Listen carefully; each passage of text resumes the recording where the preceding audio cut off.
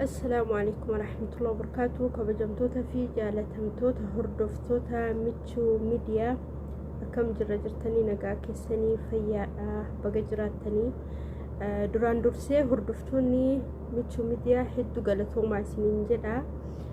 Warri michuu iddoo kana geesse isinii galatoomaa ulfaadha.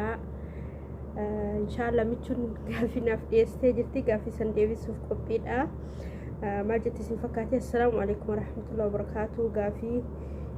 Gaafiif deebii na wajjin godhuuf hayyamamaa ta'uu keetiin galatoomii isin jedha jette. Tokkoffaa maqaan kee eenyu? Eessa dhalattee guddatte? Maqaan kiyya Zaytunaa Musaa Abdullahi Bakar jedhama. Iddoon dhaloota kiyyaa Arsii Bahaa Arbaa Guuguu magaalaa Abbaa Jamaati. Gaafiin lammaffaa maal jetti? Biyya ormaa akkam mana namaatti hojiin daa'ima guddisuu wajjin hin ulfaatu jette. Biyyi ormaa biyyuma ormaati, garuu alhamdulillah humaan jettu bareeda. hojiileeni haga sundaan ulfaatu bareedu alhamdulillah. abbaa manaa kee wajjin karaa maatii wal bartamoo online ni jedha. abbaa manaa kee waliin nuti durumaayyuu fira maatiidha. innis fira kiyya, anis fira isaati.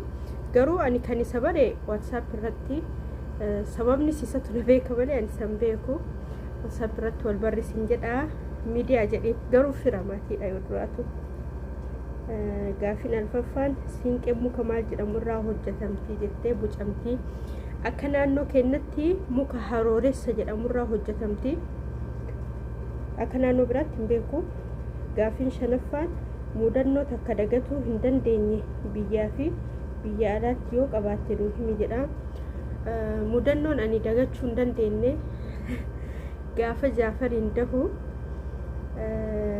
anciniitti natti dhufuu hin beeyne guyyaa kamisaatii numa deema sani jecha mudannooni hedduu waan ta'eef mudannoon ani hin daganne gaafa ciniintiin Jaafar natti dhufe. Jahaffaan maal jedha? bulchiinsa gadaa waggaa meeqan naanna'a jedha. waggaa 8 abbaan gadaa hoo waggaa sanirra dabalee bulchuu danda'a jedha. hin danda'u. Gaafiin 8ffaan nyaata aadaa Oromoo aadaa naannoo keetii argamu kan jaalattuu fi hojjechuu dandeessu irraa nuu ibsi jedha. Nyaata hundaan hin danda'a, angaruu irra caalatti kan jaaladhu marqa. Marqi biyya hundaa jira. Marqi kan hojjetamu duraan dursitee okkoteen dhiixaa nin qopheeffattaa, bishaan nin danfistaa.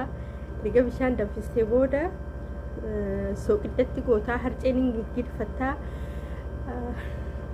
Harcee erga gingilchiteen booda itti koysiistaa.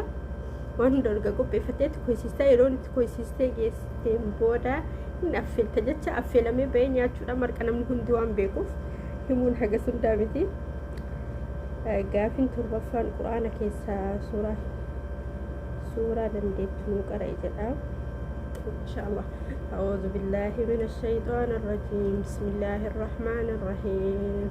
tabbat yadaa abii lahabin wa tab ما أغنى عنه ماله وما كسب سيصلى نارا ذات لهب وامرأته حمالة الحطب في جيدها حبل من مسد. في سقلفان وانت الدنيا كان إرى ملك أنهم بتمني مالي جدا. وانت الدنيا إرى ملك أنهم بتمني جالل قفا جالل ملك أن بتهم دندسو وربين سيف كن ملئ. كرنفان أمرتي إرجاف أمس أمة أوروموتي قبل جدا. أمس أمة أوروموتي قبو سبان أمنتي ولين قودنا والجالدة توكتا غرموتها ولينجرات أجرا مالي في أصون والقونو باني أرديني أكنتي نمي أجتشا. biyya keenya keessatti kan du'u Oromoodha, kan hidhamu Oromoodha, kan cunqurfamu Oromoodha, kan baqatu Oromoodha. Nuti osoo walii galle silaa hangana hunda midhamu walii galuu dhabuu keenya ummata Oromoo waliif galaa isiniin jedha. Nama walii galan alaa galan jette Oromoon. nama walii galetu bakka guddaa gaa jechaadha. diina illee akkasitti ofirraa deebisna yoo nu waliin galin homa faayidaan qabu jechaadha. Michuu miidiyaa qabdu daawwattoota michuu miidiyaa qabdu yoo jiraate carraa kana sii kenninee jirra jedha. Daawwattoota michuu miidiyaatiif qabdu michuu miidiyaatiif wanni qabu